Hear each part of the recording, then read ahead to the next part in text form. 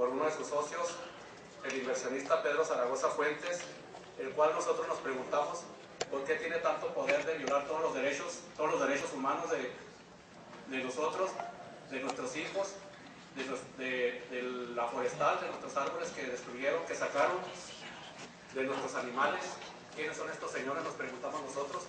¿Por qué el Estado no nos ha dado protección, ni el municipio, ni la federación? Pedro Zaragoza Fuentes y el Estado mexicano,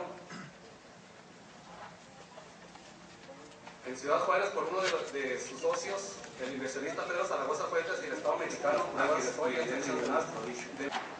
gracias.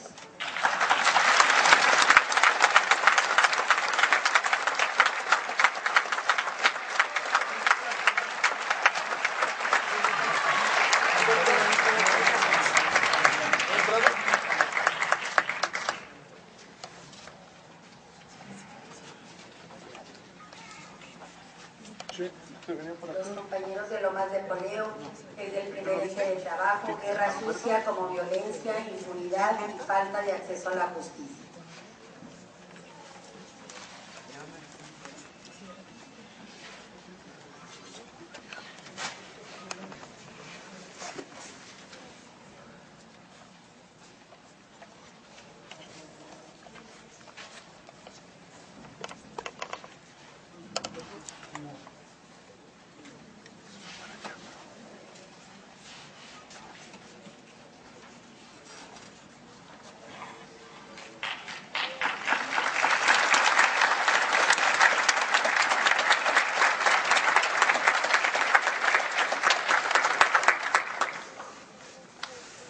A continuación, presento a una integrante de la familia Alvarado con 3 integrantes desaparecidos.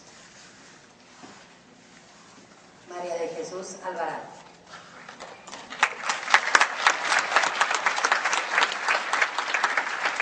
Buenos días a todos y a todas, honorable jurado del tribunal.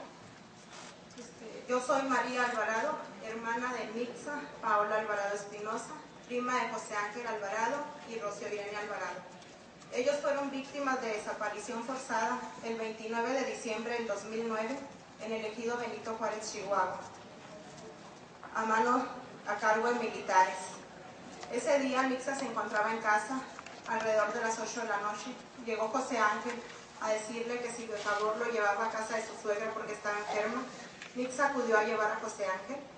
Llegando a casa de la suegra de José Ángel, llega un comando de alrededor 10 militares, los bajan de la camioneta, golpean a José Ángel, se los llevan, amenazan a la esposa, a la suegra, a los hijos y a todos los testigos para que no intervinieran. Nosotros inmediatamente acudimos como familia a la comandancia del ejido Benito Juárez a denunciar que se habían llevado a mi familia. Ahí nos damos cuenta que se encuentra Patricia Reyes, madre de Rocío, también denunciando que acababan de ir a su casa el mismo comando a llevarse a Rocío Irene. Rocío Irene ya se encontraba dormida, en pijama, solo le dijeron que se la llevaban porque estaba arrestada. La encerraron en el baño, a ella y a sus hijos. Ahí empezó nuestro caminar, ¿verdad? Acudimos ante todas las autoridades, ante todas las instancias correspondientes. Demandamos, exigimos que regresaran a mi familia. No recibíamos ninguna respuesta. Luego a las 5 de la mañana se llevan la camioneta de Nixa, en la que viajaban ella y José Ángel, a la Agencia Estatal de Investigaciones en Nuevo Casatlán de Chihuahua. La camioneta nos llamó la atención porque al salir del ejido iba resguardada por el ejército. Yo les decía, no es una ejecución, ¿por qué va la camioneta resguardada por militares? Cuando yo acudí a la agencia estatal a que me regresaran la camioneta, era de mi propiedad, me decían que no había un acta, que no había cargos, que el ejército se las había dejado y ellos no se metían con el ejército. Ahí me dirigí al 35 Batallón de Infantería, en Nuevo Casatlán de Chihuahua, ante el responsable del operativo, el coronel de ese batallón. Así empezó nuestro caminar, denuncia tras denuncia, exigiendo. Sin embargo, pronto me di cuenta, a los 10 días hubo una reunión en la ciudad de Chihuahua, en la 5ª zona militar, en la que asistió en ese entonces el director del Operativo Conjunto Chihuahua y el coronel del batallón, el que ordenó que se llevaran a mi familia. Ahí les exigía yo que regresaran a mi familia, que me dijeran dónde los tenían. Ahí me di cuenta que no había justicia. Ahí, en vez de decirme dónde estaba mi familia, lo que hicieron fue decirme que yo tenía antecedentes penales por robo a casa habitación. Este es un ejemplo del hostigamiento, de la indolencia, de la revictimización que sufrimos los familiares al denunciar, de la ineptitud del gobierno para responder, de la falta de investigación por parte de las autoridades. Cada vez nos pone más en riesgo. Nosotros hemos sido desplazados, tuvimos que abandonar Ciudad Juárez, dejamos nuestras casas, nuestros trabajos, los niños ahí están. Itza era madre de familia de 3 niñas, se encuentran huérfanas. El gobierno no ha hecho absolutamente nada para ayudarnos, no ha sido capaz de brindar la seguridad que como familia necesitábamos para seguir viviendo aquí. Estamos en una situación de pobreza, no es la situación en la que nosotros vivíamos. El gobierno no responde absolutamente en nada, por el contrario, nos intimida, nos hostiga, nos amenaza. Pero esto no ha sido suficiente. Nosotros no vamos a parar, no vamos a desmayar, vamos a permanecer firmes en exigir justicia, en que la autoridad presente a mis familiares con vida, así como se los llevó. Nuestro caso está en la Corte Interamericana de Derechos Humanos, ya hay una recomendación emitida por la Comisión Nacional de Derechos Humanos, ya hay una aceptación por la Secretaría de la Defensa Nacional de que hubo participación de sus elementos, y aún así no logran decirnos dónde está mi familia. No sé, esta pesadilla no solo la padecemos nosotros, yo creo que es algo a lo que nos tenemos que enfrentar todos y cada uno de los familiares que acudimos en busca de nuestros desaparecidos, que acudimos en busca de justicia y que sabemos que no la hay. No podemos seguir confiando en las autoridades, vivimos con temor, pero esto, como les digo, no va a ser suficiente para que dejemos de luchar, para que dejemos de exigir la presentación con vida de nuestros desaparecidos. Gracias.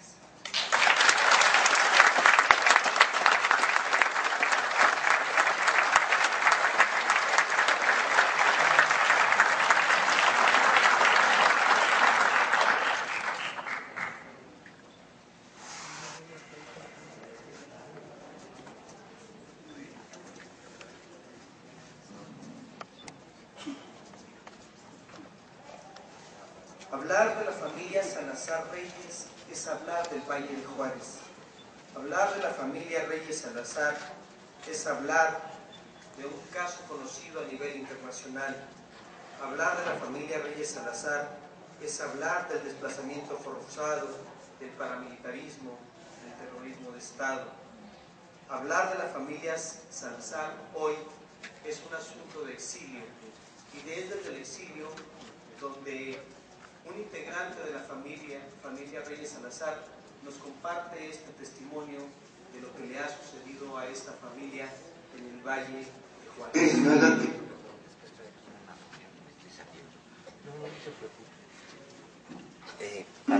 Y porque siempre los pueblos saben romper las cadenas, de todas partes vienen sangre y coraje para salvar su suelo. Los orientales vienen de las colinas con lanza y sable, entre las hierbas brotan. Los orientales vienen con lanza y sable para salvar su suelo. Los orientales.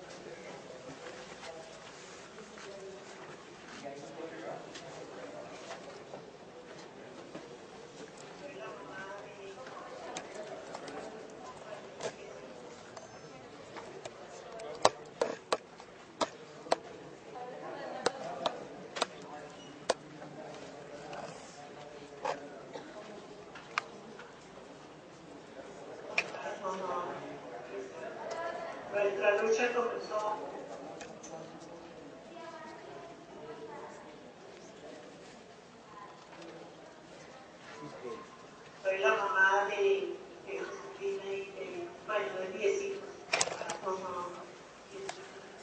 Nuestra lucha comenzó cuando comenzaron los feminicidios en 4 y 5. Enseguida, y ahí comenzamos la lucha de defender la gente. Y ahí comenzaron las persecuciones que las autoridades nos hacían para que viviera. Enseguida vino lo decir hablar, participamos hasta que ganamos, con muchos problemas, porque nos querían callar. Después de Sierra Blanca, me mataron a mí, los soldados, y comenzaron a investigar la familia Reyes, comenzaron a levantar a mis hijos, los golpeaban, los soplaban. A mi casa se metieron, me tiraron todo, buscando armas y todo, lo cual yo les decía que no. Después que me mataron a mi hijo, entonces a mi nieto les dije yo, ¿saben qué? Mis hijos no seguimos luchando, seguimos protestando, porque los soldados se metían en las casas de la gente y les robaban sus pertenencias. Luego a mi hija un día la siguieron, fue a verme porque ella vivía en Juárez, fue a verme, a visitarme, y de ahí la fueron siguiendo hasta la mataron y luego ya, pues ya fue más fuerte nuestra protesta, fue más fuerte. Yo reproducí mis papás, protestamos, gritamos, queremos a los asesinos de ellos. Nunca más. A los 6 meses mataron a mi hijo joven. También en las mismas condiciones. Salió él a una tienda a comprar y lo casaron y ahí lo mataron. Teníamos 50 años. Seguimos la protesta, seguíamos, no veníamos y manifestábamos afuera, le gritábamos al gobierno que era un asesino, que era un corrupto, que era vendido. Le gritamos de todos los días a los soldados también. Pero no, nunca nos escucharon. Después, cuando iba yo con mis hijos, que eran de Juárez para el lado,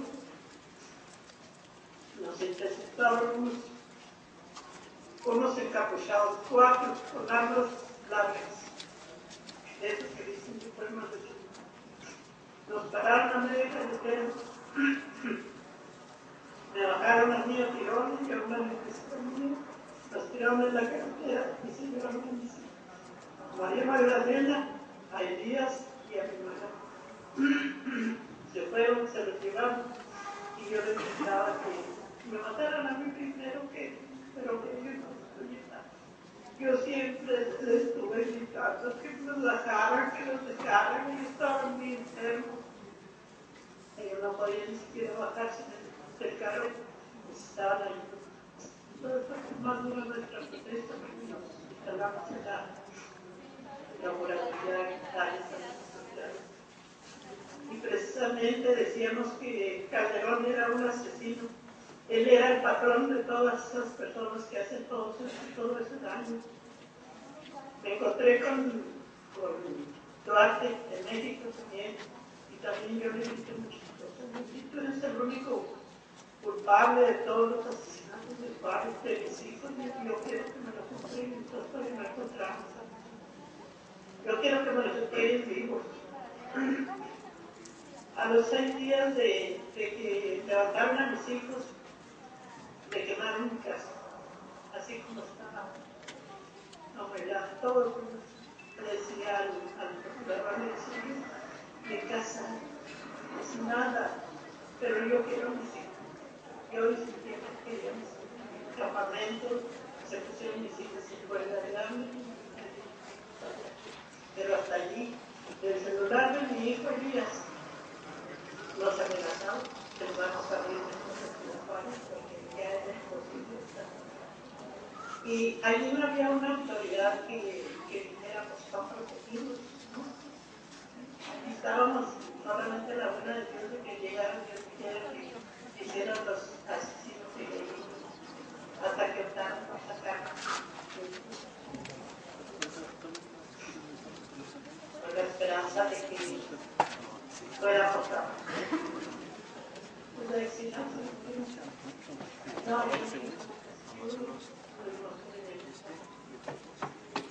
mi hija fue la que más nos ayudó.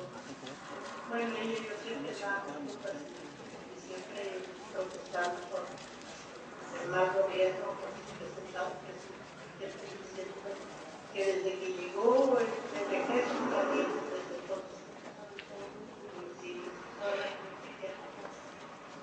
ellos dicen que no hay más que como unos 80 muertos, 800 muertos. Y vive hasta ahora, es cuando estamos nosotros serios, pero no crea que yo siempre he pensado en un día de paz y vida, quiero el resultado de mis hijos, y no más que mi sistema me dijo, ahí te van a matar, pues, pero es una cosa que saber que usted tiene a su hijo y que ya le dicen ya se lo mataron. Y usted no puede hacer nada, ¿qué puede hacer contra el gobierno? ¿Verdad que no se hace nada? No grita, dice y todo, su voz la opacan, lo que arriba. ¿Qué le pide este jurado del Tribunal Permanente de los Pueblos? Pues que sigamos adelante. Aquí no se acaba, hasta que nos acabemos, se acabe nuestra vida, se acaba la lucha. Hay que seguir adelante y hay que seguir protestando por las cosas que están mal hechas, que se hacen mal, los de arriba.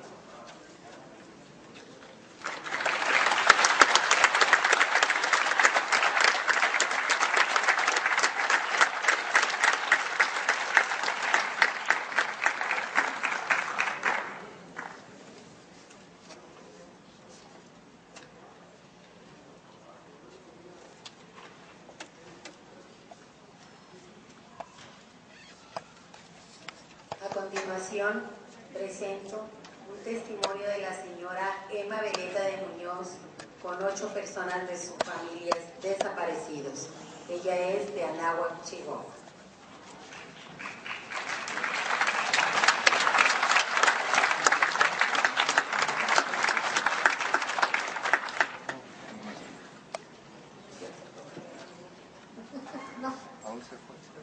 Muy buenos días.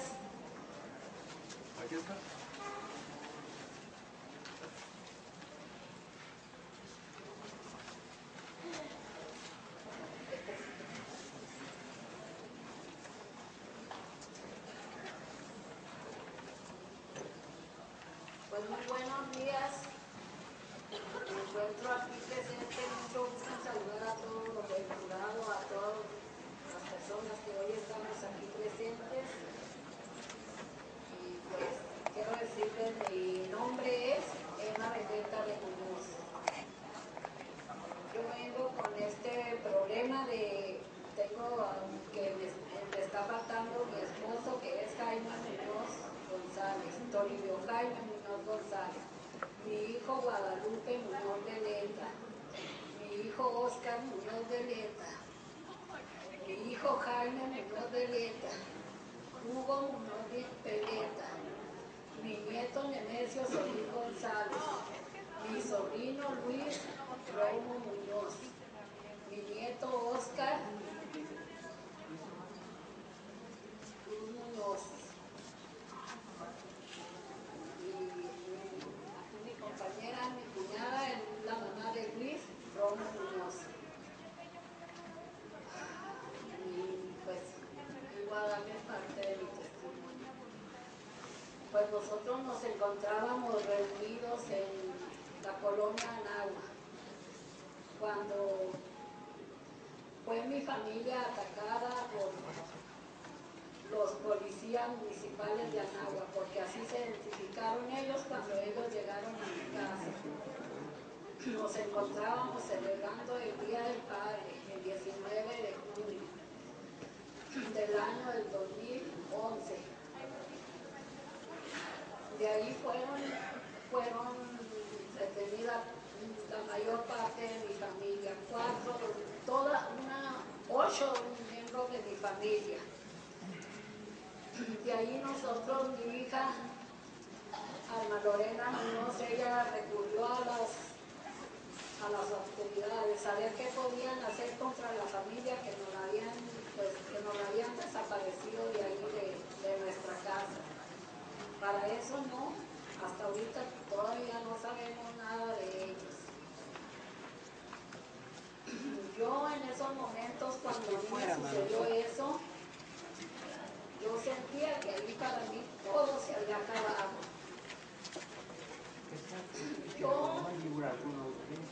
Cuando 3 policías me tomaron de mi brazo, me llevaron hacia un cuarto, uno de mis hijos se prendía de mis manos, él me gritaba que no lo soltara, me decía, jefecita, por favor no me suelte. Yo no podía hacer en ese momento nada, me sentía completamente destrozada, yo no podía en ese momento hablar una palabra. Yo veía que mi hijo se me prendía de mis manos, él me suplicaba que yo no lo soltara, que lo protegiera. Yo no podía, como les digo, hacer nada.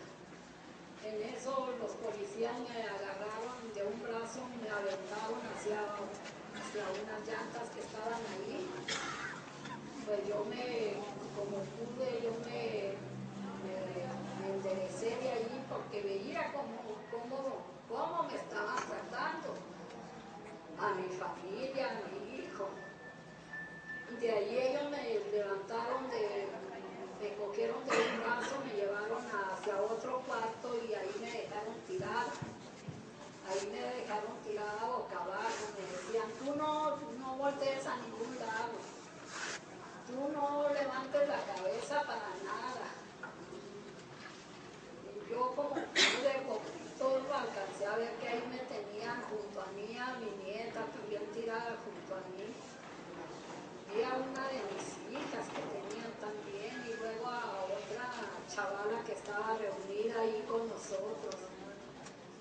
Yo de ahí sentí mucha, pero mucha angustia. Yo quería levantarme y poder hacer algo porque me estaban quitando parte de mi vida y en esos momentos. Y no, vi que nada no podía hacer porque yo ahí, como les digo, sentí que ahí se me acababa. Yo no tenía ya ni palabras que hablar. De ahí me retiraron, me llevaron con una amiga. Yo otro día temprano, pues, me levanté, sí, yo con una esperanza muy grande. Pasé por mi casita, una humilde casita que tengo ahí en Anáhuac.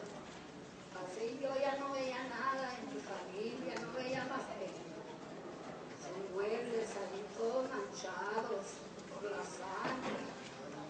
Entonces yo de ahí le decía yo a mi hija, le decía, tú puedes hacer algo, acude a las autoridades a ver si nos ayudan, para ver si recuperamos nuestra familia. Y pues no, hasta ahorita yo veo que sola, que no nada, todo no encuentro este vacío que han dejado ellos en mí. Y aparte de eso, pues como le digo a mi hija Lorena, mi casita de Anáhuac me retiré de ahí. ¿Por qué? Por miedo, porque yo siento miedo, porque aparte de eso, miren, cuando vengo a Anáhuac, camionetas sospechosas rodean la casa de mi hija ahí. Y yo me siento con mucho miedo. Yo de principio, a los primeros días, yo me quería refugiar en un rincón donde ya yo no quería ya ni que se me afigurara que toda la gente que me rodeaba, que yo veía, yo sentía miedo, mucho miedo sentía.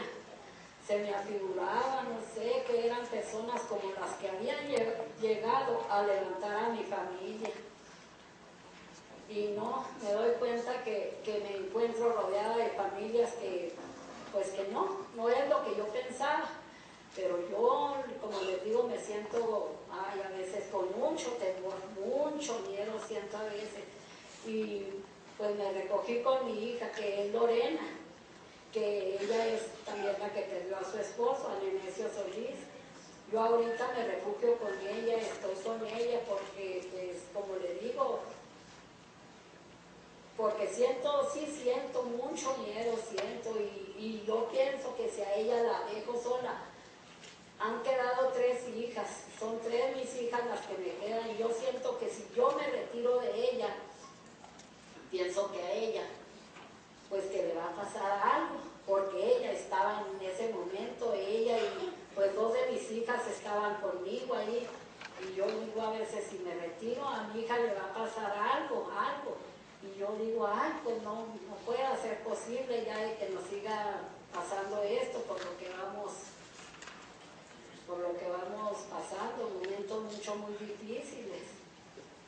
Y mi hija, pues ella también, como le digo, nos hemos quedado pues solas, yo con ella conmigo, y pues mucha familia desamparada, yo me estoy con ella para yo darle la mano en lo que yo puedo, porque pues yo sí me siento una persona muy inútil por lo que vamos pasando, es que son unos momentos muy difíciles. Yo de principio, como les digo, decía, yo sentía yo que si yo en una parte, como le dije, que en una parte donde yo estuviera solita, y decía, aquí ya no voy a tener miedo. Me decía mi hija, madre, tú te tienes que dar fuerza, tenemos que salir adelante, tenemos a nuestros hijos. Me decía, no quieres a tus nietos, madre. Los quiero mucho, mi hija, mucho los quiero, le digo, y sé que me ha quedado algo muy importante en esta vida, y yo pues a mis hijos, yo los espero, yo no pierdo la esperanza. Para mí hay una ilusión muy grande, de que yo pienso que un día ellos, pues los voy a volver a tener conmigo, los voy a volver a tener a mi lado, porque pues no sé, yo digo que los voy a volver a ver a ellos. Yo no quisiera un día, como me dicen muchas personas, ¿verdad? Prepárate, Emma, para que un día recibas a tus hijos. Dios sabrá cómo te los va a devolver. Yo de todo corazón le pido a mi Dios que me los regrese vivos. Pero por último digo, pues si ya no es la voluntad de mi Padre Dios de que yo los reciba vivos, lo que sea, por último yo quiero saber a dónde han quedado ellos, a dónde está mi esposo con mis hijos, con toda una familia que son 8 integrantes de la familia. Yo quisiera que saber de ellos para, por último, pues me resigno a que sea la voluntad de mi Dios, lo que Él me mande. Pero no quiero quedarme con esto de que yo no sepa, quiero saber a dónde ellos han quedado.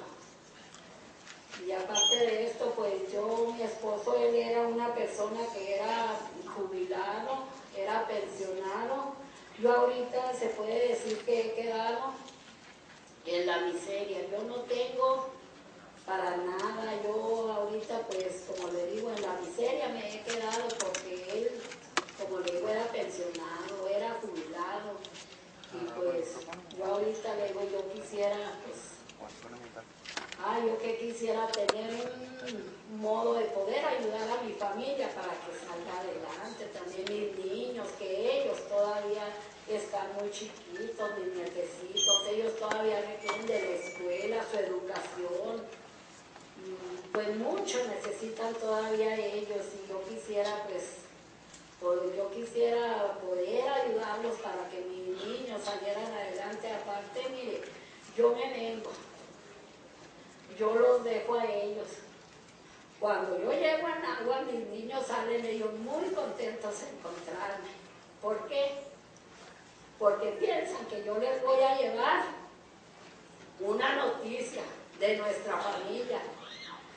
Yo cuando ellos me encuentran, yo no tengo palabras que decirles, no tengo palabras que decirles. Paso los días, un día, 2 días ahí en Nanagua, recordando los momentos tan difíciles. Me voy a Cri con mi hija, con la que me he refugiado. Me voy con ella.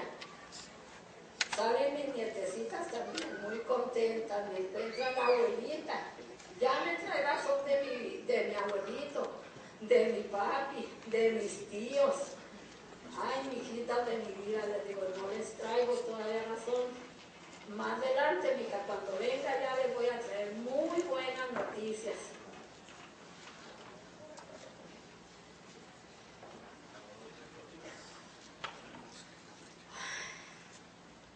Bueno, pues, como les digo, yo veo aquí madres muy afligidas, al igual como me encuentro yo, y pues yo les pido que le echen muchas ganas porque tenemos que salir adelante.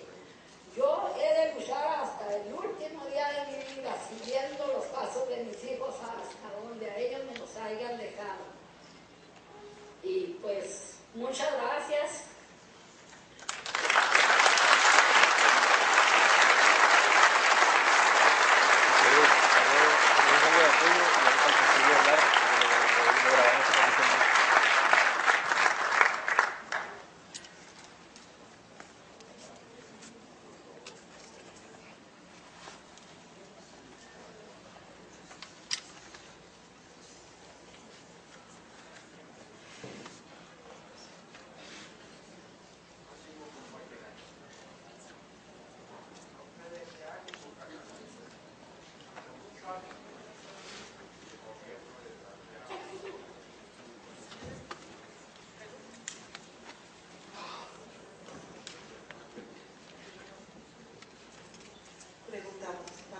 ¿Preguntas o pasamos a la siguiente?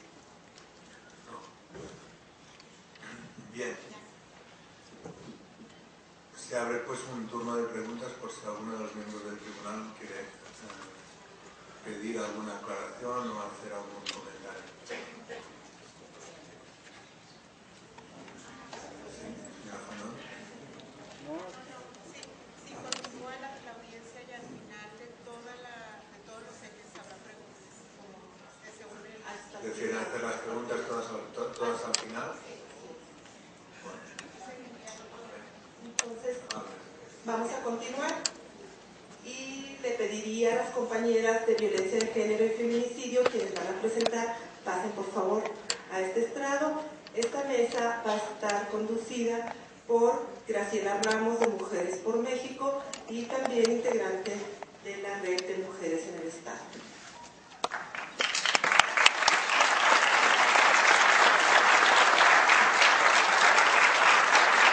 Muy buenos días, honorable jurado y garantes del Tribunal Permanente de los Pueblos, representantes de organizaciones que desde casi todo el país han venido a esta tierra.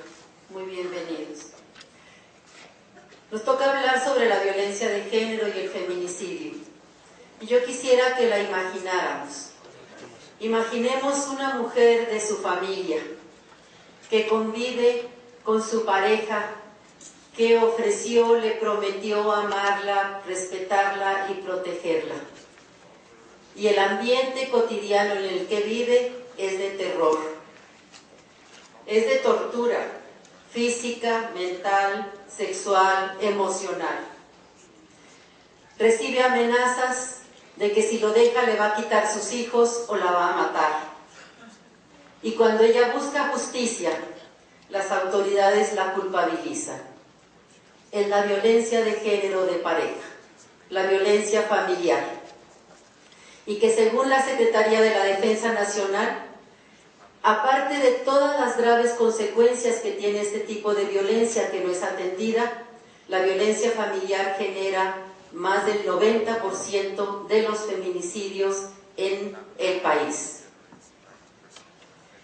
Imaginen que una joven de su familia Un día desaparece sin razón y se pasan los años buscándola, solicitando la actuación de las autoridades que les mienten, que denigran y culpabilizan a la misma familia de esa joven. Y no saben si vive o no, como lo acabamos de escuchar ahorita de esta madre. Y esperan cada día tener noticias, o al menos quisieran tener una tumba donde ir a llevar flores y llorarla. Esta es la desaparición forzada de mujeres con fines de explotación sexual o laboral.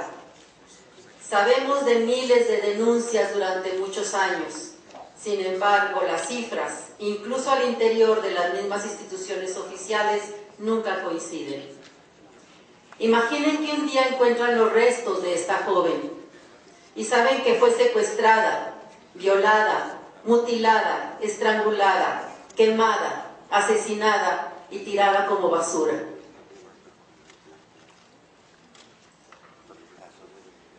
Sin que las autoridades investiguen debidamente. Y no se castiga a nadie, ni a los criminales, ni a las autoridades omisas. Esta es una realidad nueva que surge en Ciudad Juárez y luego se extiende a todo el país. Y para esta nueva realidad tuvo que haber una nueva palabra, feminicidio. Y por feminicidio entendemos el asesinato de mujeres por hombres, por el solo hecho de ser mujeres, en donde puede incurrir el deseo de causar el mayor daño posible y donde hay omisión de autoridades y silencio social. Todas las instituciones se quedan calladas. Algo harían esas muchachas para que les sucediera lo que les pasó y calman su conciencia. Hemos escuchado aquí a las madres que han tenido que convertirse en defensoras de derechos humanos cuando algo le ha sucedido a integrantes de su familia.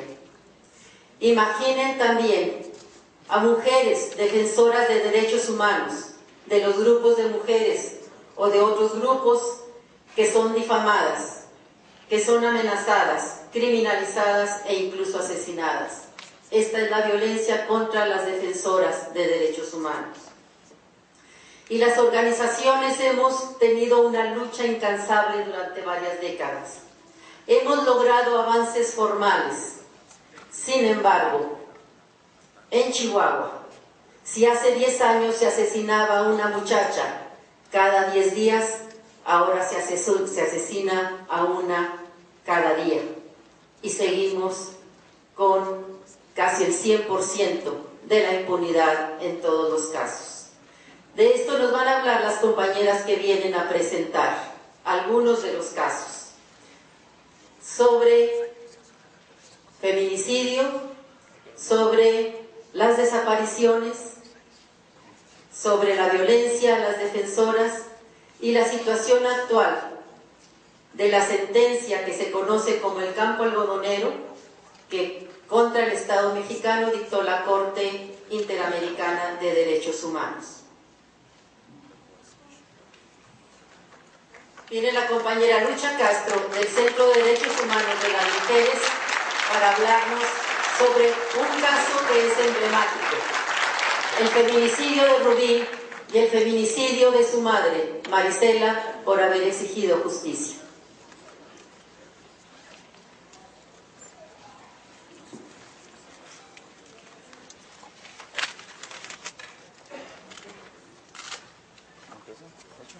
Absuelve por sanidad a Sergio Rafael Bernardo Bocanegra de la acusación que hizo el Ministerio Público como autor del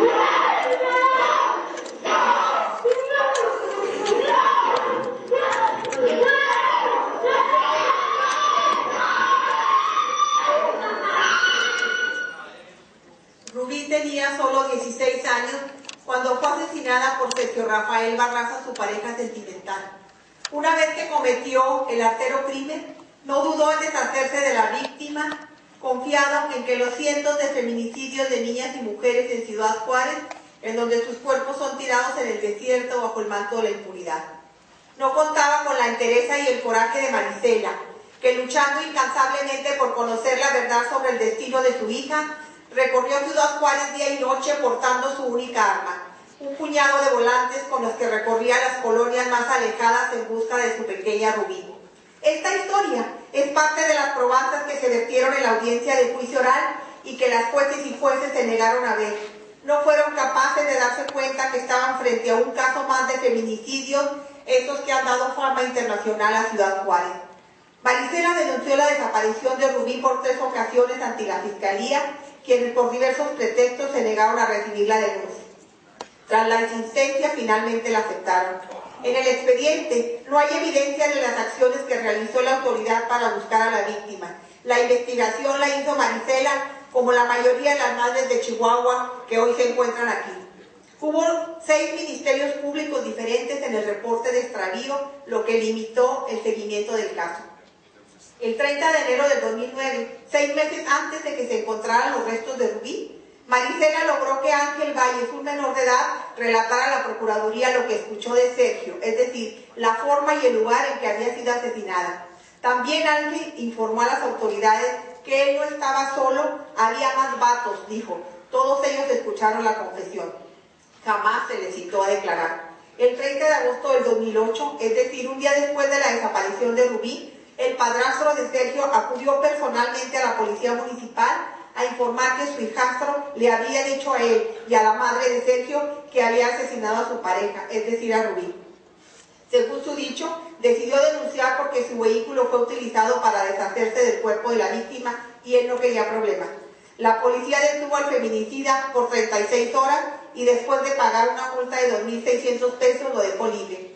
El primer rastreo en el lugar donde el testimonio de Ángel informó que se encontraban los restos de Rubí se hizo después de más de un mes de que se tuvo conocimiento.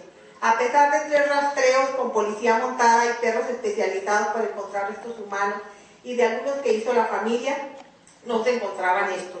Sergio es ubicado por Marisela en Fresnillo, Zacatecas. Se escapa de un cerco policiaco y por segunda ocasión vuelve a ubicarlo. Durante el traslado hasta Ciudad Juárez confiesa el feminicidio y lleva a las autoridades al lugar en que se encontraba la osamenta de Rubí mezclada con huesos de marrano. Con todas estas pruebas, el defensor promovió un juicio abreviado para obtener el beneficio de una pena menor. Marisela lo rechazó bajo el argumento de que no negociaría con el asesino de su hija y decidió irse a juicio oral. A pesar de todos los testimonios que eran creíbles y su veracidad se corroboró con pruebas científicas como la prueba de ADN que coincidió con los restos de Rubí, la acreditación de los restos quemados, el tribunal, fíjense bien, concedió valor probatorio a todas las testimoniales, señalando, cito textualmente, que eran creíbles, que no se apreciaba mendicidad, que eran coherentes, que no había contradicción. Sin embargo, no les dio valor probatorio porque dijo, ninguno de los testigos presenció el ataque homicida. También concluyó la inexistencia del homicidio solo porque no se pudo determinar la causa de muerte. A pesar de que Marisela logró una inédita confesión de Sergio en la audiencia final, en el que le pidió perdón a la madre por el delito del que era acusado, el tribunal absolvió al asesino. Ustedes escucharon la reacción de Marisela al inicio de esta presentación. Ella me buscó y me convertí en su abogada. Las compañeras del Centro de Derechos Humanos de las Mujeres nos fuimos las acusadoras coadyuvantes.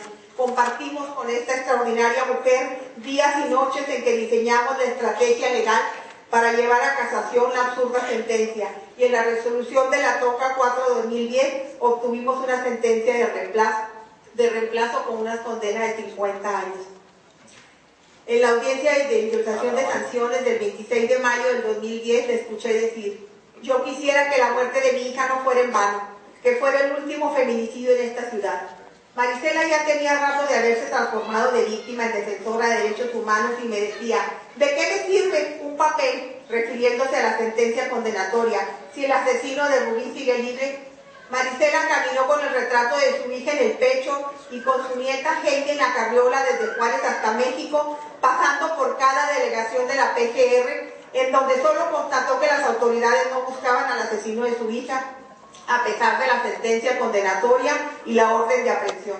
En julio del 2010 acompañé a Marisela al campamento que estableció en el hemiciclo Juárez en la Ciudad de México, exigiendo audiencia con el presidente de México y el procurador de la República, quienes se negaron a recibirla. En noviembre del 2010, Marisela solicitó a la Secretaría de Gobernación Federal protección por las amenazas de muerte. El 8 de diciembre del 2010, en un evento público, realizó una protesta frente al gobernador de Chihuahua. Su irrupción en ese evento molestó a muchos, pero finalmente logró ser recibida por el fiscal general. Acompañamos a Marisela a dar su última declaración ante el fiscal del Estado y a las autoridades federales. Después de declarar de manera oficial sobre las últimas indagatorias que estaba realizando y reiterar las amenazas que estaba sufriendo, las cuales por supuesto fueron desestimadas por todas las autoridades. Ante la indiferencia del gobierno, decidió instalarse frente al Palacio de Gobierno en la Cruz Ni Una Más, donde ella misma había colocado el nombre de su hija Rubí y los nombres de más de 400 mujeres y niñas que fueron asesinadas tan solo en 2010 en Chihuahua. No me voy a ir de aquí hasta que detengan al asesino de mi hija, declaró Marisela 9 días antes de que fuera asesinada, cuando instaló su pequeño campamento. El 16 de diciembre, frente al Palacio de Gobierno del Estado de Chihuahua, la defensora de derechos humanos fue asesinada. En Ciudad Juárez, el día de su funeral, la maderería donde ella trabajó y que era propiedad de su esposo fue quemada. Su cuñado fue asesinado. Los hijos huyeron buscando asilo político en Estados Unidos, incluyendo a su pequeña Katie, 2 veces huérfana. El 16 de marzo de 2011, el joven Ángel Valle, testigo protegido y principal testigo del feminicidio de Rubí, fue asesinado con su familia. Es un honor presentar ante este honorable tribunal el caso de mi compañera Marisela Escobedo, la mujer que pasó de víctima a defensora de derechos humanos, la madre que jamás se rindió, cuya lucha por la justicia le costó la vida. Justicia para Marisela, justicia para Rubí. Ni una más, ni una más, ni una más.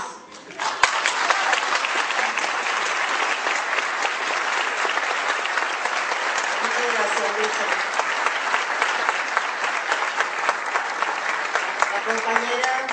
La compañera Cecilia Espinosa, de la Red Mesa de Mujeres de Ciudad Juárez, viene a presentarnos casos sobre mujeres y muchachas desaparecidas.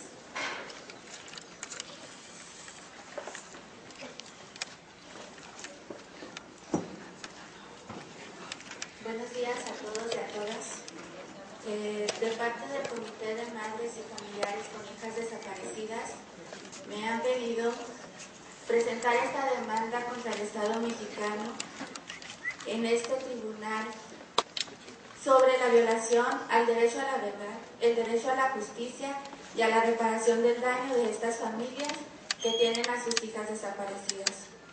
Estos rostros que ven aquí, junto con otras 200 mujeres, no están en sus casas, están desaparecidas y nos faltan a todos y a todas las que vivimos en esta ciudad. La Fiscalía solamente reconoce que hay 127 mujeres desaparecidas. Sin embargo, el Comité de Madres y Familiares con Hijas Desaparecidas suman más de 200 mujeres que están desaparecidas y que continúan todavía hasta la fecha. En este contexto de violencia agravada, en esta guerra contra el narcotráfico, se ha incrementado esta violencia contra las mujeres y sobre todo se han incrementado los hechos de desaparición de jóvenes. En el 2008 hubo 326 reportes y quedan vigentes 16. En el 2009 hubo 259 reportes de mujeres desaparecidas y quedan vigentes 20 reportes. En el 2010, 386 mujeres fueron reportadas desaparecidas, 29 siguen vigentes. En el 2011, el dato que tenemos es hasta el 12 de agosto del 2011, con 227 reportes y quedan vigentes 43 de ellos. En este año, desde el 1 de enero al 1 de mayo, ha habido 115 reportes de mujeres desaparecidas y 27 continúan desaparecidas.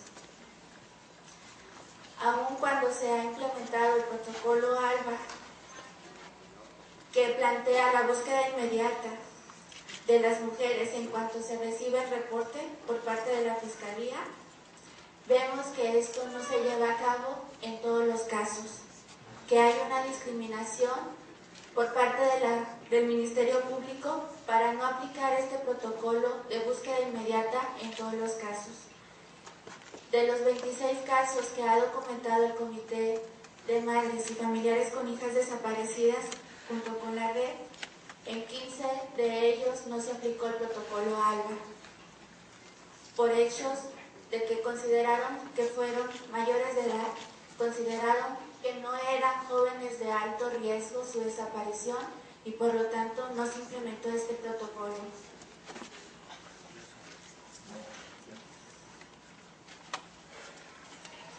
Por lo tanto también vemos que frente a esta situación de la desaparición de las jóvenes, la carga de la investigación, el aporte de las pruebas para decir en dónde están, quién pudo haberlas sustraído involuntariamente, quién las puede tener, queda en manos de las familias, ya que la familia es quien porta las pruebas, quien lleva toda esta investigación y que esto ha generado que las familias también estén en un alto riesgo, porque ellas son las que hacen vigilancia en los centros nocturnos, son las que hacen la vigilancia en los hoteles, en los bares, donde les han dicho que posiblemente allí vieron a su hija.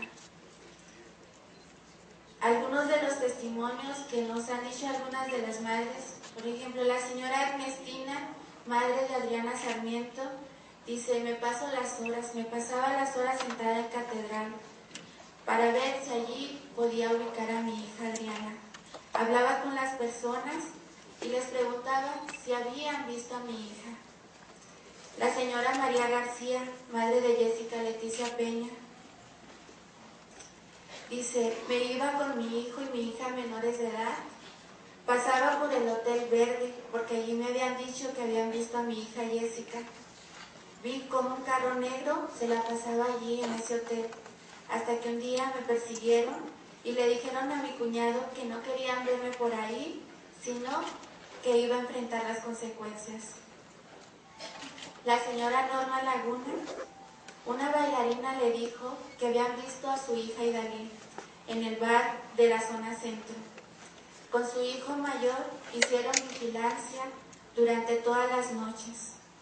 Veíamos a los guardias de seguridad como guaruras que no nos permitían entrar para ver si allí podía ver a mi hija. El señor José Luis Castillo dice: me camuflajeo para hacer vigilancia en los diversos lugares del centro, por donde están los bares. Me hago pasar por un borrachito y me quedo en rincones tapado con periódicos. Veo muchas cosas ahí. Luego, aunque se las digo a los agentes del ministerio, no van a investigar, lo tengo que hacer yo.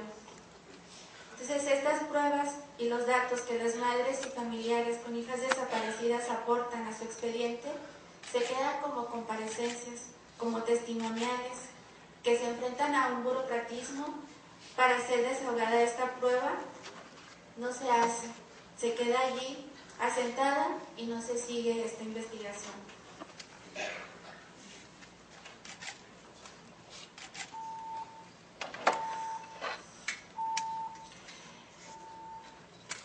Desde el 2011,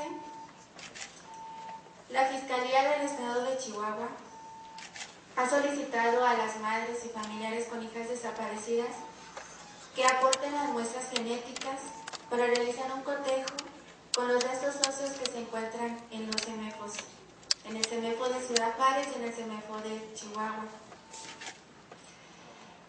Esta situación ha llevado a que desde el año pasado se vuelvan a presentar otros hechos de feminicidio, como ha sido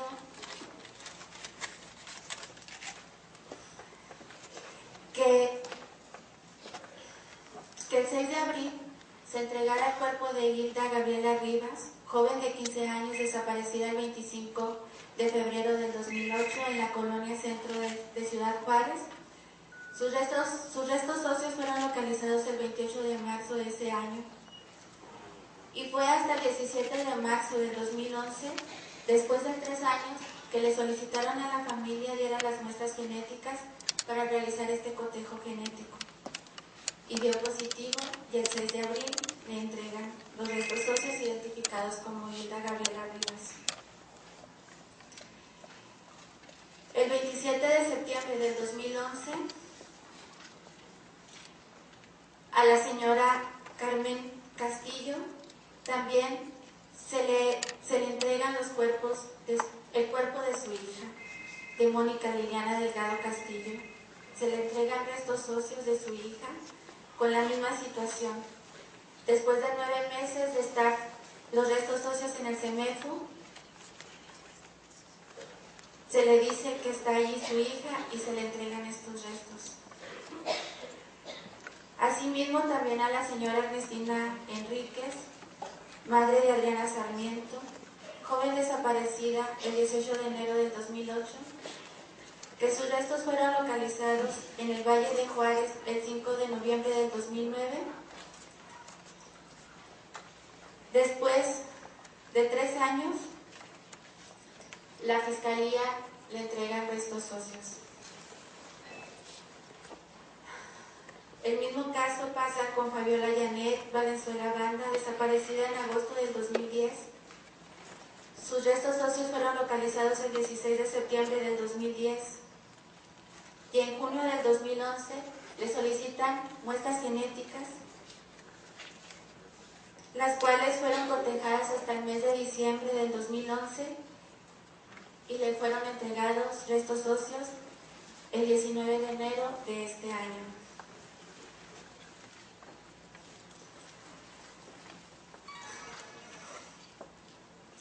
Esto ha llevado a las familias a hacer una solicitud de saber cuántos cuerpos están en los CEMEFOs de Ciudad Juárez y de Chihuahua.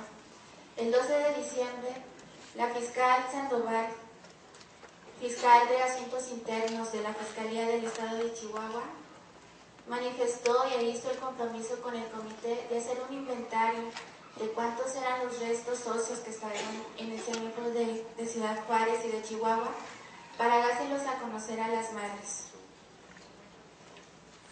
Aun cuando se comprometió que en 15 días iba a dar este informe, no fue hasta el 17 de febrero que la Unidad de Personas Ausentes y Desaparecidas llama al Comité de Madres y Familiares con Hijas Desaparecidas para decirles que hay nuevas líneas de investigación, que a partir del hallazgo de dos osamentas en el Valle de Juárez han visto que pueden localizar otros más restos óseos. Y esto ha llevado a que se localicen 12 osamentas más en el Valle de Juárez, de las cuales se han perfilado genéticamente 9. 8 se han podido cotejar con las muestras genéticas que han aportado las madres. 6 de ellas se han entregado a sus madres en este último año.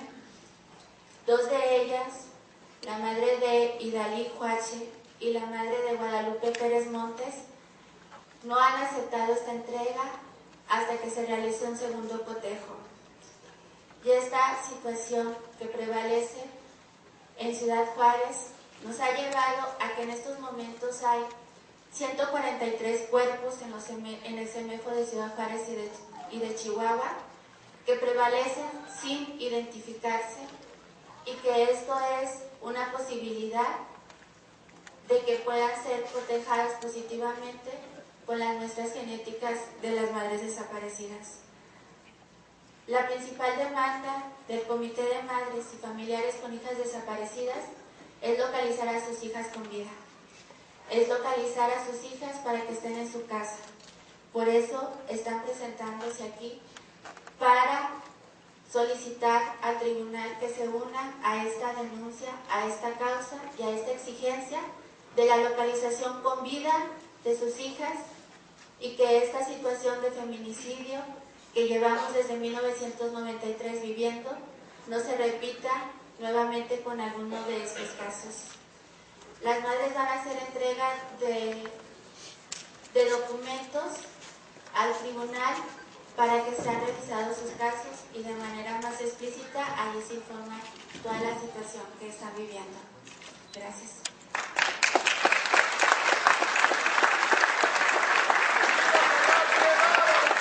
¡Vivos los queremos! ¡Vivos se los llevaron! ¡Vivos los queremos!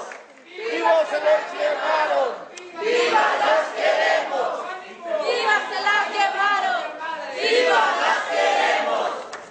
Muchas gracias.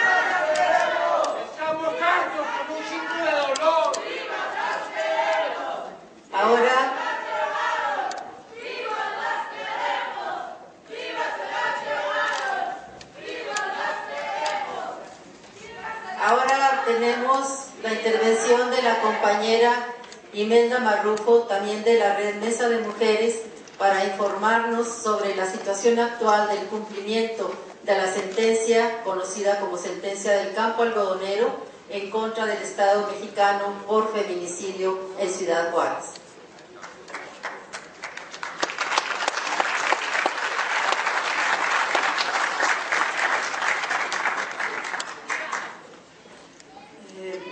Abrazo a las madres y familiares del Comité de Madres con Hijas Desaparecidas en Juárez y nos sumamos a su clamor: vivas se las llevaron, vivas las queremos.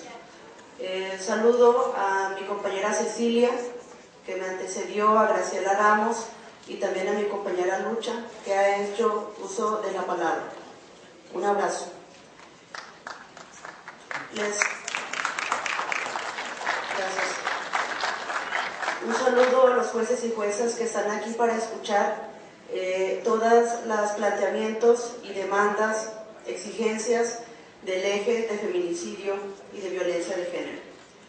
El caso del que yo voy a plantear es, muy brevemente, la situación del cumplimiento de la sentencia del caso conocido como Campo Algodonero.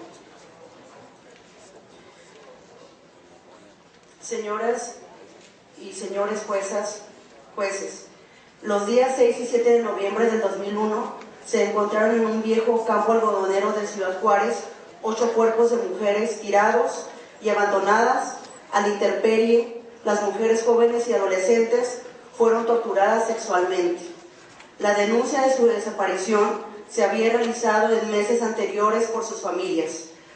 A 11 años de estos hechos, recordamos a las madres y familiares de mujeres desaparecidas a las que todavía no se les ha hecho justicia ni reparado el daño, pues las autoridades competentes para la investigación continúan de forma negligente y discriminatoria actuando en contra de muchas mujeres de la entidad. Con ello, el propio Estado sostiene la complicidad de la violencia contra las mujeres, las desapariciones y el feminicidio. Después de un proceso judicial de 8 años en el sistema interamericano, la Corte Interamericana de Derechos Humanos encontró culpable a México por violar los derechos humanos de las víctimas del campo algodonero, señalando que la principal causa del feminicidio es la discriminación de género contra las mujeres y ordenó medidas específicas para la no repetición de los hechos. El 10 de diciembre de este año finaliza el plazo que la Corte dio al Estado mexicano para cumplir con la sentencia. Sin embargo, la impunidad y la simulación han prevalecido. Respecto de la impunidad, podemos decir que ya con sentencia de una Corte Interamericana, en 2010 se registraron 446 asesinatos dolosos en todo el estado de Chihuahua, al menos 364 homicidios de mujeres en Chihuahua el año pasado. Las cifras en los últimos años en Ciudad Juárez son: en 2009 se registraron 164 asesinatos de mujeres, en 2010 se registraron más de 306 homicidios de mujeres, lo cual constituyó la cifra más alta de los últimos años, y en 2011 alrededor de 200 mujeres asesinadas. De acuerdo a alguna nota periodística de un diario de circulación local, la incidencia de los asesinatos de hombres va a la baja, mientras que los asesinatos de mujeres tuvieron un repunte de un 50% durante los primeros 3 meses del 2012, y al comparar la incidencia de febrero a abril, la estadística se incrementó a un 80%. La denuncia y seguimiento de las investigaciones en nuestras ciudades se ha mantenido, como ya se ha dicho, fundamentalmente por la acción de las madres víctimas y de su acompañamiento por parte de las organizaciones defensoras de derechos humanos. Sin embargo, contra ellas se ha generado una clara violencia institucional que busca sostener la impunidad al impedir la denuncia y la exigencia de justicia. Se continúa responsabilizando a las mujeres de la violencia que viven, ahora afirmando que aquellas que son desaparecidas, asesinadas o violentadas es por un vínculo con el crimen organizado, sin que medie ninguna investigación o argumentación para ello, pero con lo que sí justifican cerrar las investigaciones. Se revictimiza y criminaliza a los familiares de las víctimas que demandan justicia. No se actúa con la mínima diligencia, a pesar de que son los familiares quienes realizan todas las investigaciones. El sistema judicial responde de manera contraria y hacia la impunidad. Recordemos el caso del 2010 de Ana Karen Santana Santillán, de 15 años, quien fue víctima de un feminicidio sexual sistémico al ser privada de su libertad, torturada, violada, asesinada, y finalmente su cuerpo fue tirado dentro de una casa abandonada, luego de que presenció cuando un comando armado disparó y asesinó a 3 jóvenes de su colonia. O bien el caso del 2012 de abril pasado, en el que policías pretendieron ultrajar a Brenda Leal Hinojosa, le dieron un balazo en la cabeza, previo a haber asesinado a su hermano y pareja. La joven menor de 16 años se arrastró a la carretera donde pidió ayuda. El caso está impune. Son también las mujeres las que viven violencia de género por parte de las instituciones al exigir justicia para sus familiares. Tal es el caso de la defensora comunitaria que aquí me acompaña, la señora Guadalupe Meléndez, madre de Israel Arzate, inculpado, siendo chivo expiatorio, como ya se mencionó, por los asesinatos de Villas de Salvarca. También los casos de defensoras de derechos humanos, de los que se hablará posteriormente, principalmente aquellas que llevan y acompañan los procesos de procuración y administración de justicia, son amenazadas directamente por funcionarios con cargos en decisión, utilizando el desprestigio público a través de los medios de comunicación. Y respecto de la simulación, decir que en estos ya casi 20 años, hemos diseñado y promovido leyes, reformas normativas, instituciones especializadas, programas y políticas públicas. Nuestros esfuerzos se han quedado allí. Hemos generado muchas instituciones y leyes, sin embargo, el Estado solo las aprovecha de manera formal y de manera solamente enunciativa para hablar de los avances que hay en el Estado, cuando tenemos un claro retroceso en discriminación y violación a los derechos de las mujeres. Es importante señalar respecto de la simulación algunos aspectos. Si bien reconocemos que hay un cumplimiento parcial en algunas de las disposiciones, sobre todo las referidas a indemnizaciones de las víctimas de Campo Algodonero, los cuestionamientos que consideramos para conocer los grados y formas de impunidad y simulación, de entre muchos, son algunos de los siguientes. ¿Cuántos funcionarios han sido sancionados y de qué forma por actos de discriminación y negligencia en los casos de violencia contra las mujeres? ¿Cuáles son los mecanismos de evaluación y seguimiento de la capacitación en el deber de no discriminación y la debida diligencia que se han implementado en quienes operan justicia, así como los resultados? ¿Por qué a la fecha no se ha firmado, autorizado e implementado, como lo señala la sentencia del caso Campo Algodonero, el protocolo ALBA? ¿Qué están esperando? ¿Cómo se ha ejercido el presupuesto etiquetado para prevenir y atender y erradicar la violencia contra las mujeres? ¿Cuánto hay de su ejercicio? ¿En qué se han gastado y con qué montos? ¿Qué cosas no se han pagado y se presentan como acciones y resultados? Por ejemplo, muchas acciones realizadas desde la sociedad civil. Las madres del comité de familiares les han entregado a ustedes hoy el libro de caso Campo Algodonero y otros documentos, y en base a todo lo anterior, tanto las madres de las jóvenes desaparecidas que han estado aquí presentes, las organizaciones de mujeres, feministas de la sociedad civil, defensoras y defensores de derechos humanos, estamos aquí ante ustedes en este Tribunal Permanente de los Pueblos, ante ustedes, juezas y juezas, y todas mis compañeras que nos acompañan, para no olvidar a las miles de mujeres asesinadas por violencia de género en este país, para recordar que no son causas naturales sino acciones solapadas con impunidad y simulación las que sostienen y perpetúan las desapariciones del feminicidio, para denunciar que la violencia feminicida es una realidad en cada rincón de esta ciudad, en cada colonia, en cada zona del estado y en cada sitio de México, para exigir que el Estado, a través de cada una de sus instituciones, cumpla con la sentencia del caso Campo Algodonero dictado por la Corte Interamericana de Derechos Humanos, y para afirmar que es posible vivir en una sociedad sin discriminación, sin desapariciones de mujeres y sin violencia feminicida. Muchas gracias.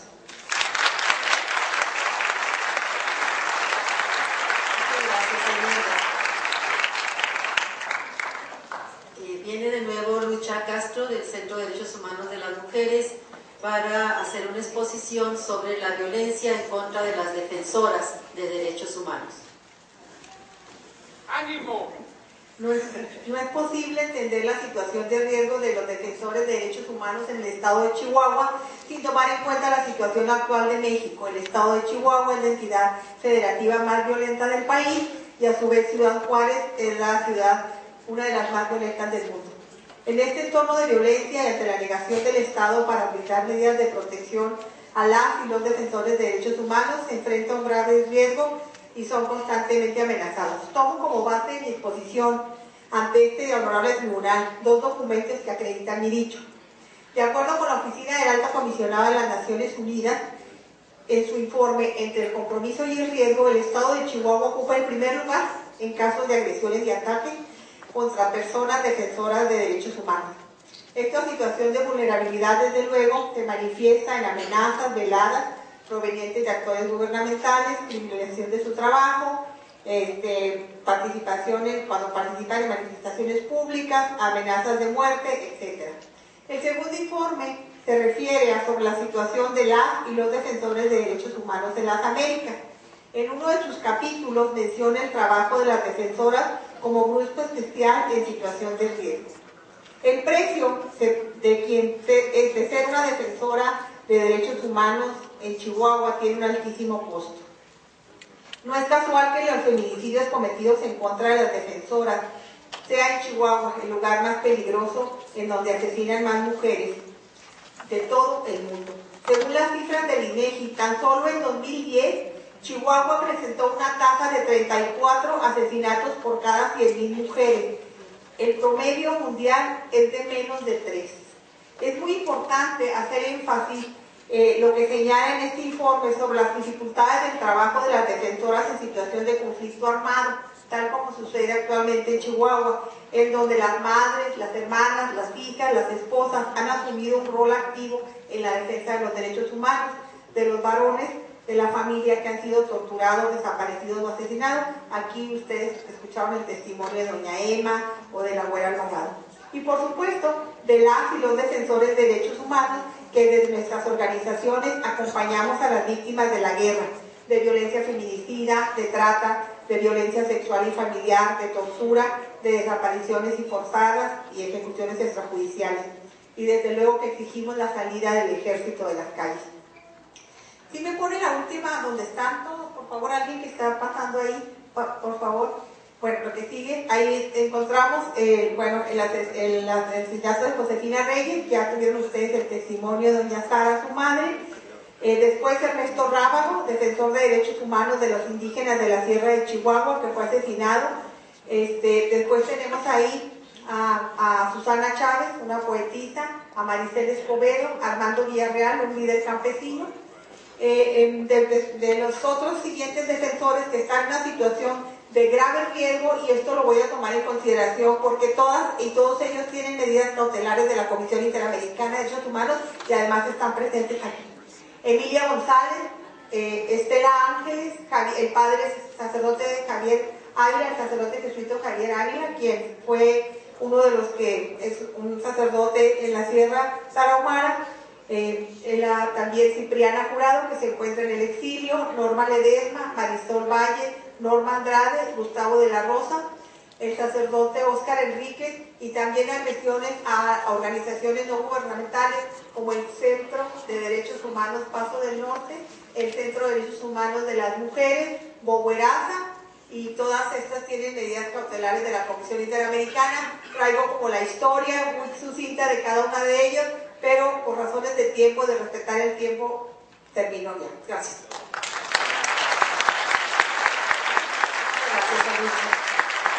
Honorable jurado, estas son muestras de la sangre, del dolor, de la indignación, de la desesperación de muchísimas familias.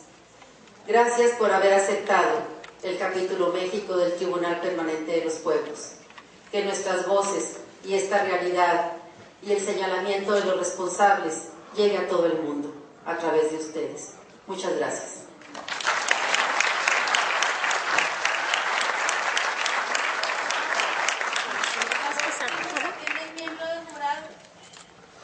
Nosotros queremos hablar también. Buenas días o tardes, quién sabe qué serán ya.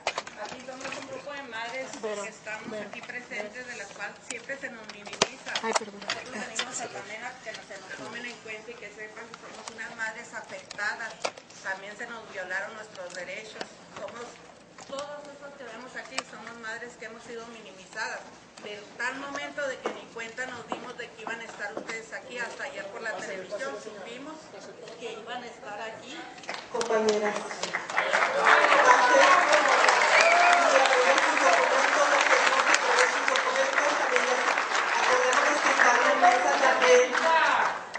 Está una mesa instalada de casos. Entendemos la dificultad luego.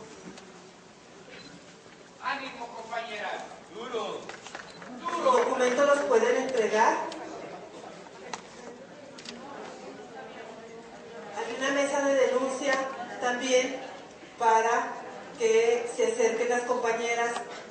El día de ayer estuvieron llegando varios casos, el día de hoy también están llegando casos. Eso es lo que necesitamos, hacer fuerza política. Y pues bienvenidos todos los casos. Compañeras, si quieren entregar sus documentos, por favor. ¡Ánimo, pueblo!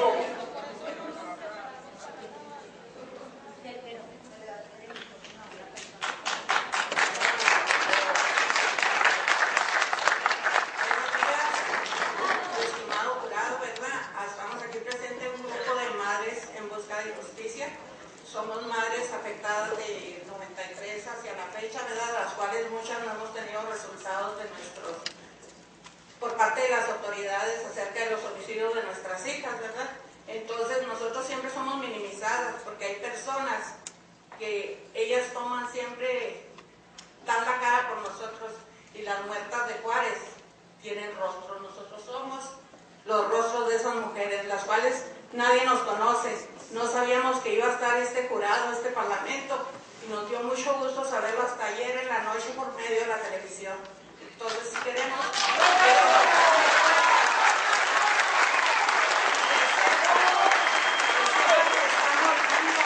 y que también les pedimos justicia para nuestras hijas.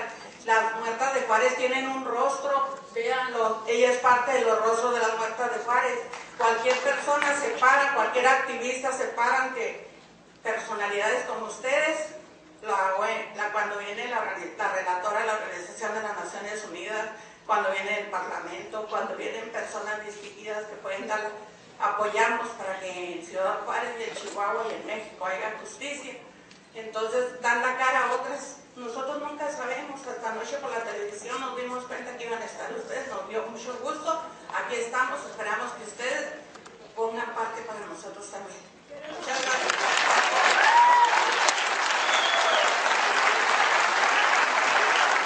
Gracias, compañeras. Gracias por estar aquí. Gracias por estar aquí. Que trabajen, que nos entreguen resultados, que no nomás estén agarrando dinero a manos llenas y nos estén jugando el dedo a todas. Y todas estamos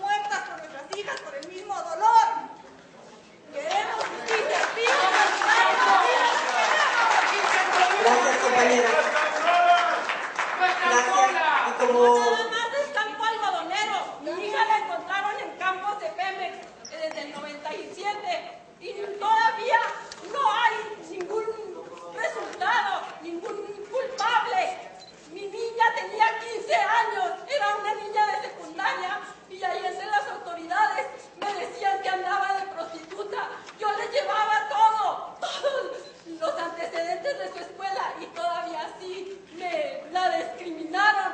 Pero allá está Dios, porque aquí no hay justicia y estamos hartas, hartas.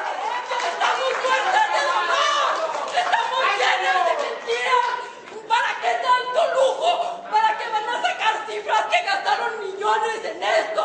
No, queremos a los culpables, los queremos dentro de la cárcel. Ya estamos llenas de dolor, llenas de mentiras, de que se presenta alguna persona que nada más dice, yo estoy trabajando. No, nada más es campo algodonero, somos muchas, somos 93 víctimas. Y no se ríen, no se entienden, somos 93 víctimas con el mismo dolor, el mismo acto que les encontraron a nuestras niñas. No nada más es que las que mataron sus parejas, no, este es un caso diferente. Entiéndanlo, estamos hartas y llenas de dolor. ¡Basta ya! Entendemos el dolor de las compañeras, entendemos el dolor, este aplauso es para ellas. Sabemos que es una lucha constante, ha sido por muchos años. Los invitamos a que sigan, les invitamos a estar presentes y pues los invitamos también a que sumándose a los casos, para que realmente los casos de las compañeras y otros casos que van a estar llegando puedan estar al alcance del jurado, que pasen por favor a documentar su caso en la parte de afuera que está en la mesa. Gracias, compañeras. Gracias. Y bueno, necesitamos continuar para hacer efectiva nuestra audiencia. Entonces les pedimos su comprensión y les pedimos su paciencia. Vamos a continuar con la mesa de devastación ambiental y derechos de los pueblos. Invito a pasar a tomar el micrófono al sacerdote Javier Ávila de Cosilán.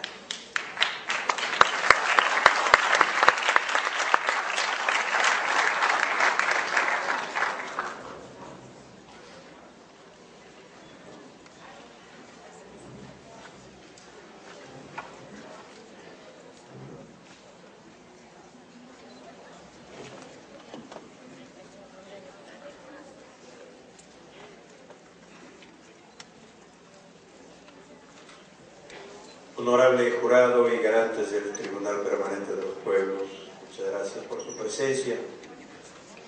Compañeras y compañeros, hemos entregado una ponencia sobre los efectos del libre comercio, la guerra sucia y la impunidad en los bosques de clima templado frío de la Sierra Madre Occidental del estado de Chihuahua y la imposición de tecnologías contaminantes como el coprocesamiento o la incineración de residuos peligrosos en hornos cementeros. Faltan otros agravios importantes que vamos a incorporar a lo largo del 2012, relacionados con los megaproyectos mineros y turísticos en esta región tan devastada del estado de Chihuahua, la Sierra Tarahumara. Entre 1996 y 1999 se interpusieron 411 denuncias ante Profepa, todas por comunidades indígenas. Representan un 8.5 denuncias al mes.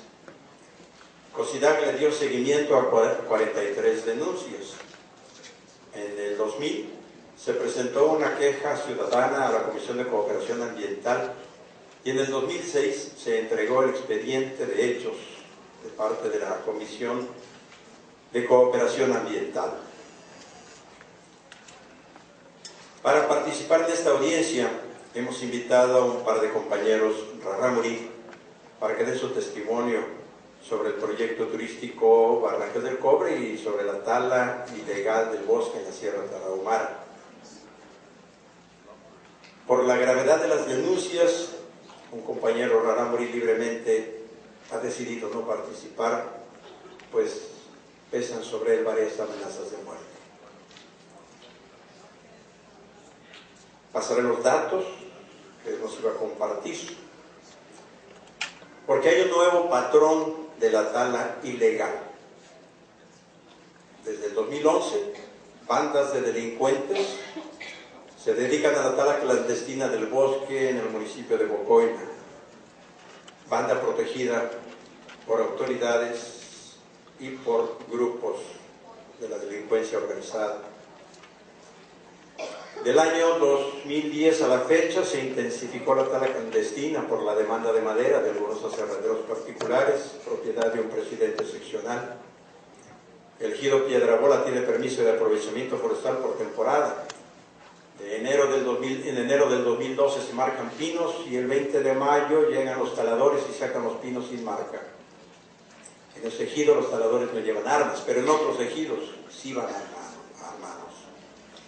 El 9 de junio del 2011, casi ya un año hace, la mesa directiva del ejido interpuso una denuncia ante la Profepa y el Ministerio Público de Bocoina por la tala ilegal de 70 árboles del paraje de Naqueachi y Guayenachi. La Profepa levantó el inventario y tomó fotografías, pero de ahí no pasó la denuncia y a la fecha el Ministerio Público no ha dado ninguna respuesta. La Unidad de Manejo Forestal UMAFOR, por ley, es responsable del cuidado del bosque de la región. Además, que el ejido le paga anualmente una cuota por la marca de pino, no hizo nada, a pesar de que los ejidatarios le dieron aviso varias veces. De 2010 a lo que va del 2012 se han tumbado más de 200 pinos de 40 centímetros de diámetro para arriba, lo poco que queda en las cañadas y de árboles semilleros. Los taladores ilegales son señalados como quienes provocaron los 4 incendios forestales del 2011, afectando más de 100 hectáreas. Entre 1995 y 1996 se firmó el Fideicomiso Barrancas del Cobre entre el gobierno federal y el gobierno estatal. Desde entonces se han realizado inversiones millonarias en infraestructura carretera, presas, electrificación, reservas territoriales para construcción de hoteles y parques de diversión, que abarca 2.8 millones de hectáreas. Antes de que hable el compañero Lorenzo Moreno sobre contaminación de aguas, medio ambiente, quisiera recordarles que en Tarahumara se tuvo la primera masacre del país, 16 de agosto del 2008, en donde 12 jóvenes y un bebé de 1 año, 4 meses fueron masacrados, y a la fecha, después de casi 4 años, no hay un solo detenido de los culpables, de los responsables materiales ni intelectuales. Hay 3 presuntos nada más detenidos, de ellos uno sentenciado. Y en ese lugar no llegaron, como Villa de Salvarcar, a la hora, media hora, 1 hora y media, las autoridades. Llegaron después de 4 horas.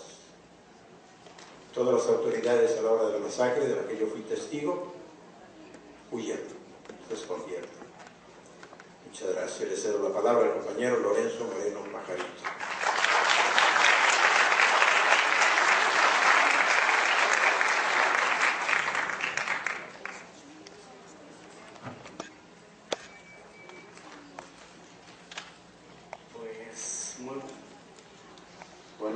Pues entonces, pues muy buenas tardes, o será día o tarde, no sé, tarde. Bueno, yo hablaré sobre la contaminación por el lado negro de los hoteles del proyecto turístico Barrancas del Cobre. Soy Lorenzo Moreno Pajarito, gobernador indígena de la comunidad de Bacajípare del municipio de Purique, en este estado de Chihuahua. En la comunidad vivimos 76 familias y un total de 280 personas. Nuestra comunidad se encuentra ubicada en la parte baja de la Barranca del Cobre. donde se desarrolla el proyecto turístico Barrancas del Cobre y nos atraviesa de un lado a otro. El teleférico y la tirolesa, atractivo turístico del momento. En la parte alta de la barranca están los hoteles de 5 estrellas, donde una noche pues cuesta unos 2,000 pesos. En estos hoteles se suministran de agua con pozos que han construido en la parte alta. También se han construido la presa de Situriachi para suministrar el agua Bocoina, Krill, Tibizadero y a San Rafael. Pero por falta de lluvia aún no llega el agua. El Hotel Mirador se encuentra arriba de donde vivimos y este hotel tira sus aguas negras hacia la barranca, hacia donde nosotros vivimos, contaminando 3 ojos de agua de donde se abastecen las familias de las comunidades. En 1997, el finado Antonio Gutiérrez Miranda, el gobernador de Bacajípare, con su apoyo de su comunidad, denunció ante Profepa y Comisión Nacional de Agua la contaminación de los ojos de agua. Ellos no hicieron nada, solo se pasaron la pelota. El 11 de abril del 2006, desesperados por la falta de agua, denunciamos públicamente ante la Jornada de México la contaminación que hacía el hotel, del Hotel Mirador, de nuestros ojos de agua. Entonces así nos llamaron y el hotel se comprometió a hacer una tratadora de agua, pero nosotros queríamos 3 puntos: que se hiciera la planta tratadora de tratamiento.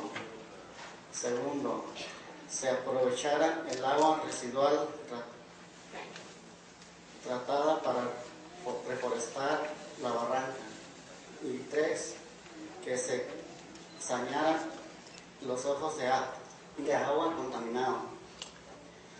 Solo cumplieron con hacer las plantas de tratamiento, pero las aguas residuales siguen corriendo y van hacia el río. La consecuencia de esta contaminación ha sido las enfermedades, sarnas, alergia y las gastrointestinales. Bueno, pues eso es todo lo que le voy a decir. Pues entonces eso, hemos luchado desde hace mucho tiempo y pues hasta ahorita todavía siguen tirando, y además quieren hacer más hoteles de 5 estrellas a la parte de arriba, donde nosotros sí vivimos a la parte de abajo, y de arriba pues quieren hacer más hoteles, y porque ellos quieren seguir contaminando en nuestra comunidad y no tenemos agua suficiente para todo, y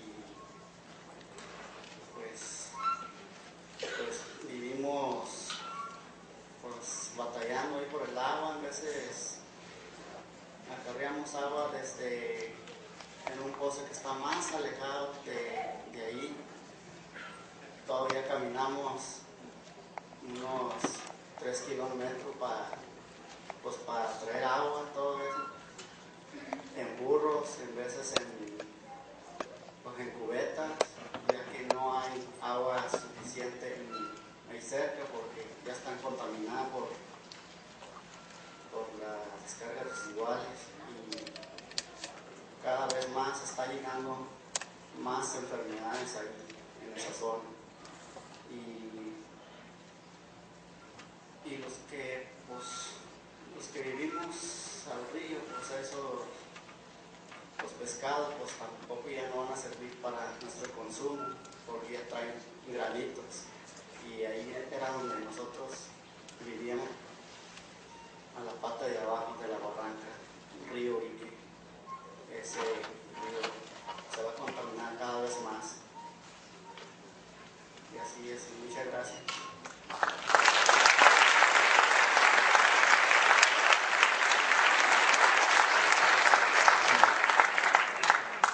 Gracias. Este fue el eje de la audiencia de Devastación Ambiental y Derechos de los Pueblos. continuación pasamos a la cuarta audiencia, que es la de violencia contra las y los trabajadores, donde participa Uribaldo Delgadillo del Grupo de Articulación por Justicia en Juárez, Elizabeth Ábalos y Gabino Gómez.